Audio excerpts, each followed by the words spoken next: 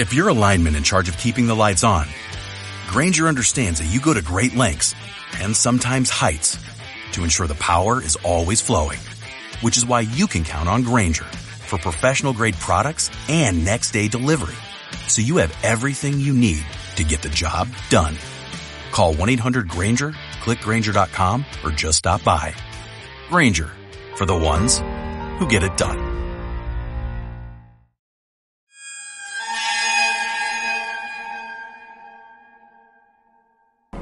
El experimento ruso del sueño.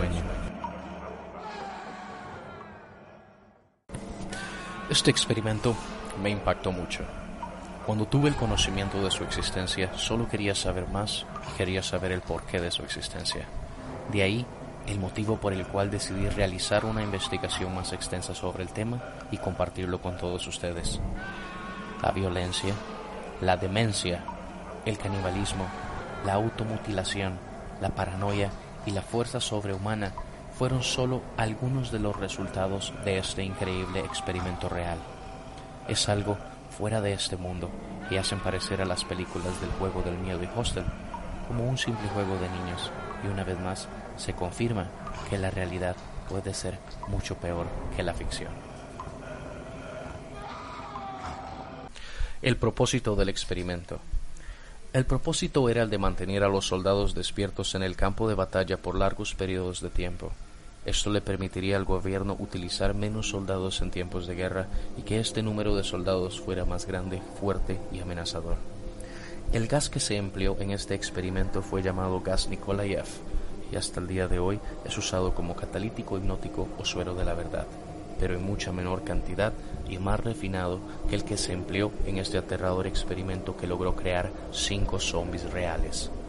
Los resultados fueron tan aterradores y malévolos que ni siquiera los soldados de las fuerzas especiales rusas presentes durante la realización de este se atrevían a entrar al cuarto donde se llevaba a cabo.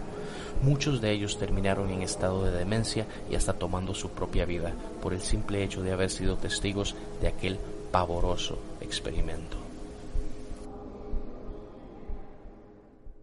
El experimento y su historia. A finales de los años 40, investigadores rusos mantuvieron a 5 personas despiertas durante un periodo de 15 días, utilizando para ello un estimulante basado en gas, como antes mencionado, llamado gas Nikolaev. Los mantuvieron encerrados en un ambiente sellado para así poder monitorear cuidadosamente el uso de oxígeno, de manera que el gas no les matase, debido al peligro de altas concentraciones del mismo y sus altos niveles de toxicidad. Para poder observar lo que sucedía en aquella habitación, y ya que aún no existían cámaras de vigilancia, se decidió utilizar, además de micrófonos, unas ventanas de 5 pulgadas de grosor para así poder observar a los sujetos en la prueba. Además, la habitación tenía libros, cobijas para dormir, aunque ninguna cama, agua corriente, baño y la suficiente cantidad de comida para que los 5 pudieran sobrevivir por un mes y así nadie tuviera que entrar al cuarto donde se realizaba. Los sujetos de prueba fueron presos políticos considerados enemigos del Estado durante la Segunda Guerra Mundial y se les prometió su liberación si se ofrecían voluntarios para el experimento. Todo estuvo bien durante los primeros 5 días y los sujetos apenas se quejaron, pese a que se les engañó y no fueron liberados. 15 días en los que no durmieron, el gas se los impedía. Sus conversaciones y actividades fueron monitoreadas y se observó que hablaban de los incidentes traumáticos de su pasado. Poco a poco, el tono general de sus conversaciones adquirieron un aspecto más oscuro, sobre todo después del 4.º día de experimento. Luego de pasados los primeros 5 días, los sujetos de prueba empezaron a quejarse de las circunstancias y eventos que los llevaron a donde estaban y empezaron a demostrar paranoia severa. Dejaron de hablar entre ellos y comenzaron a murmurar de manera alterna en los micrófonos. De manera extraña, todos parecían creer que podían ganar la confianza de sus captores si traicionaban a sus camaradas. Se creyó de todas formas que esto era únicamente efecto del gas. Cuando ya habían pasado 9 días, uno de los sujetos de prueba empezó a gritar. Corría por todo el cuarto gritando repetidamente, por al menos 3 horas seguidas. Después trató de seguir gritando, pero solo conseguía dar un grito ocasional. Su voz parecía haberse gastado. así que los científicos supusieron que físicamente se había destrozado las cuerdas vocales. Pero la parte más sorprendente de este comportamiento fue cómo sus compañeros reaccionaron a él, o mejor dicho, cómo no reaccionaron. Ellos solo continuaban murmurando en los micrófonos hasta el momento en que otro de los sujetos de prueba empezó a gritar. En aquel momento, dos de los sujetos de prueba que no gritaban tomaron los libros, le sacaron las páginas, las llenaron una por una con sus propias heces y luego las pegaron en las ventanas, cubriéndolas en su totalidad. Tras lo cual, los gritos de sus otros dos compañeros cesaron repentinamente, al igual que los murmullos en los micrófonos. Pasaron 3 días luego de aquello. Los investigadores verificaron los micrófonos constantemente para asegurarse de que trabajaran, porque era imposible que 5 personas, que eran los que estaban dentro del cuarto, no produjeran ruido alguno. De hecho, el consumo de oxígeno indicaba que los 5 seguían vivos, y no solo eso, dicho consumo de oxígeno era el que 5 personas consumirían realizando ejercicios extenuantes. En la mañana del día 14 es cuando las cosas se comienzan a tornar más interesantes. Los investigadores hicieron algo que no estaba contemplado en el experimento, pues podía alterarlo. Intentaron llamar la atención de los sujetos. Utilizaron el intercomunicador dentro del cuarto, esperando con ello una respuesta, pues temían que estuvieran en estado vegetal o muertos. Los investigadores anunciaron: «Abriremos el cuarto para comprobar el estado de los micrófonos. Aléjense de las puertas y acuéstense en el piso con las manos atrás o se les disparará. A uno de ustedes se le otorgará la libertad si obedecen». Para su sorpresa, desde los micrófonos escucharon una frase: «No queremos ser libres». Hubo un gran debate entre los investigadores y las fuerzas militares que financiaban el proyecto. Intentaron volver a comunicarse con los sujetos de prueba a través del intercomunicador, pero no hubo respuesta, por lo que se decidió abrir la habitación al anochecer del día 15. Se extrajo el gas de la habitación y en su lugar se empezó a enviar solo aire fresco. Inmediatamente, voces en los micrófonos empezaron a objetar. 3 voces diferentes rogaban para que se repusiera el suministro del gas. Sin embargo, el plan siguió adelante y las puertas se abrieron. Los sujetos de prueba gritaron más fuerte que nunca, al igual que los soldados que tenían que entrar y quienes fueron testigos del horror. Uno de los sujetos estaba muerto para ese entonces y lo peor estaba por venir.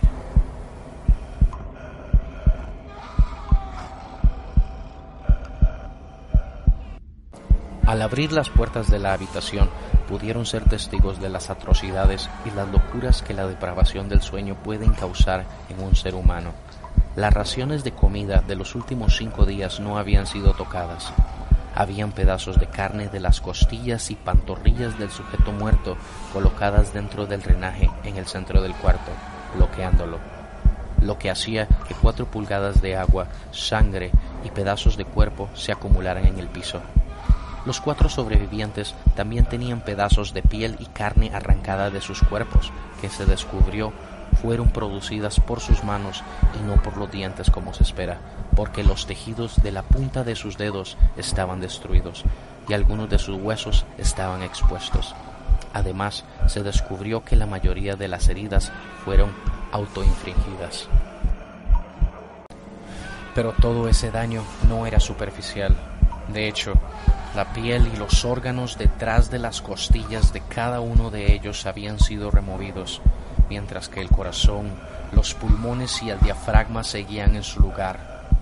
El tracto digestivo de los 4 sujetos podía verse trabajar digiriendo comida, pero no cualquier comida, sino su propia carne, que se habían estado arrancando y comiendo durante el transcurso de los días.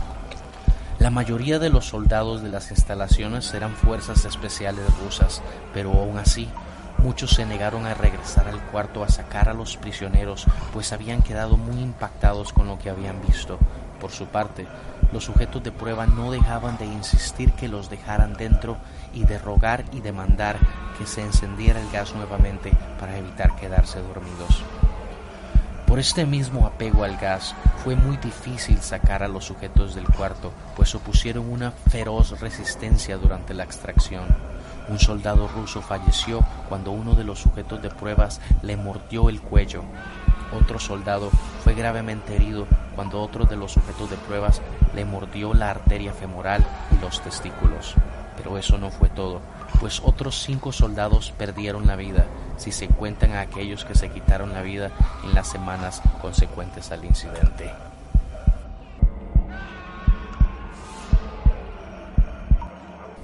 Pero no solo los soldados resultaron heridos en este enfrentamiento. Uno de los sujetos de pruebas se dañó el vaso y se comenzó a desangrar de manera casi inmediata. Se intentó sedarlo, pero fue imposible, pues ni siquiera con 10 veces la dosis humana necesaria de morfina se logró controlarlo. Pues este siguió luchando como un animal rodeado, logrando con ello romper las costillas y el brazo de uno de los doctores que intentaba ayudarle. El corazón del sujeto de prueba latió al máximo por 2 minutos completos mientras seguía desangrándose y siguió gritando por más de 3 minutos, atacando a quien se le acercara y repitiendo la palabra ¡más! Una y otra vez, cada vez de forma más débil, hasta que cayó en silencio. Los otros 3 sujetos de prueba fueron inmovilizados fuertemente y llevados hacia diferentes instalaciones médicas. 2 de ellos, con cuerdas vocales intactas, demandaban continuamente más gas para permanecer despiertos. El más herido de los 3 fue llevado al único cuarto de cirugía que había en las instalaciones, y al igual que el sujeto de prueba con la herida en el vaso, cuando a este sujeto se le intentó sedar para poder colocar nuevamente sus órganos en su lugar, también se mostró completamente inmune a esos sedantes, los normalmente utilizados para esos casos. Y de hecho, peleó furiosamente cuando el gas anestésico se le estaba colocando. Sin embargo, cuando se probó con otro tipo de anestesia que finalmente dio resultado, al momento en que él cerró sus ojos, su corazón se detuvo. En la autopsia se encontró que en su sangre había 3 veces la cantidad normal de oxígeno. Otro de los sobrevivientes, quien fue el primero que empezó a gritar, con sus cuerdas vocales destruidas, él no pudo objetar la cirugía y solo reaccionaba agitando violentamente la cabeza en desacuerdo cuando se le administraba el gas anestésico. Inclusive afirmó violentamente con la cabeza cuando alguien sugirió hacer la cirugía sin anestesia. Y ni siquiera hizo una mueca de dolor cuando se decidió proceder de esta forma en una operación de 6 horas en las que se le intentó reemplazar sus órganos abdominales y cubrirlos con lo que quedaba de su piel. Sin embargo, ya era casi imposible que el sujeto estuviera siquiera vivo. Una enfermera aterrada que ayudó con la cirugía comentó que la boca del paciente formaba una sonrisa cada vez que sus ojos se encontraban, como si aquel procedimiento fuera de rutina y no una cirugía que causaría un extremo dolor sin ningún tipo de anestésico, como en su caso. Cuando la cirugía terminó, el sujeto miró al cirujano y empezó a hacer sonidos fuertemente, como tratando de hablar. Asumiendo todos los presentes que el sujeto de prueba quería decir algo importante, el cirujano le entregó un papel y un lápiz para que el paciente pudiera comunicarse. Escribió: «Sigue cortando». Luego de aquello, se decidió hacerle la misma cirugía sin anestesia a los otros 2 sujetos. Sin embargo, esta vez se les tuvo que inyectar un paralítico, pues ellos reían constantemente, por lo que tanto movimiento hacía imposible para el cirujano el poder realizar la operación.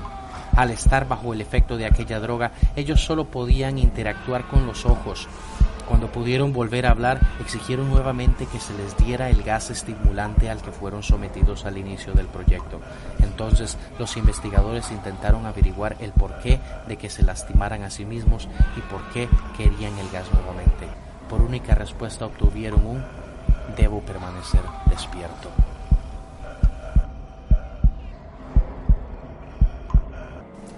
Mientras los sujetos de prueba que quedaban vivos eran atendidos, los investigadores se enfrentaron la furia de sus benefactores militares por haber fallado las metas del proyecto y como orden final exigieron la eutanasia de los prisioneros. Sin embargo, el comandante, un ex KGB, vio potencial en el proyecto y en su lugar decidió ver qué pasaría si los sujetos eran expuestos al gas nuevamente, y aunque se negaron rotundamente, los científicos tuvieron que acceder. Cuando los sujetos se enteraron de que serían expuestos al gas nuevamente, dejaron de luchar y solo se dejaron llevar. En este momento, los 3 sobrevivientes estaban haciendo un gran esfuerzo por mantenerse despiertos.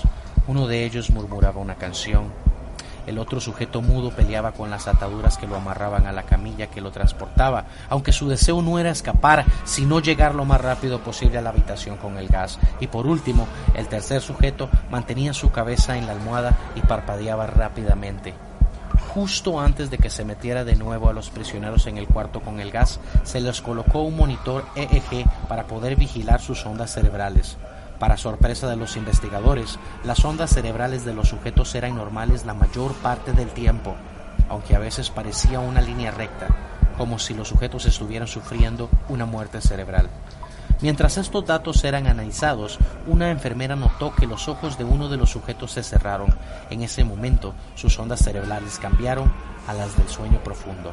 Luego la máquina mostró una línea recta como señal de inactividad cerebral y de forma simultánea su corazón se detuvo. En ese mismo instante, un sujeto de los dos que quedaban que podían hablar empezó a suplicar que lo metieran en la habitación con el gas justo en el momento en que sus ondas cerebrales desaparecieron por completo. Justo ahí, el comandante ordenó que se sellara la habitación con los dos sujetos y además con 3 de los científicos. Uno de esos científicos seleccionados, viéndose escogido para acompañar a esos seres, tomó el arma de uno de los soldados que estaba cerca de él y con ella le disparó al comandante, matándolo de un tiro entre los ojos. Luego de ello, apuntó al prisionero mudo y le voló el cerebro. El científico finalmente apuntó el arma hacia el último prisionero que quedaba vivo, mientras el resto de los investigadores escapaban. Antes de que los soldados en el lugar le quitaran el arma, el científico dijo: «No me encerrarán con esa cosa, no contigo. ¿Qué eres? Necesito saber». El prisionero sonrió y dijo: «¿Tan fácilmente te has olvidado de mí? Somos ustedes. Somos la locura que está encerrada en todos ustedes. Somos la locura que ruega por ser liberada en cada momento de sus vidas, desde lo más profundo de sus mentes animales. Somos aquello de lo que se esconden en sus camas todas las noches. Somos lo que duermen, silencian y paralizan cuando van a dormir». Gracias por asistir a este video sobre el experimento ruso del sueño. Este es solamente el primero de muchos por venir. Así que si te gustó, por favor dale like, compártelo y suscríbete al canal, en el cual pronto estaré colocando muchas más historias sobre misterios, experimentos, conspiraciones y todo tipo de curiosidad que ponga a volar tu imaginación. Gracias nuevamente.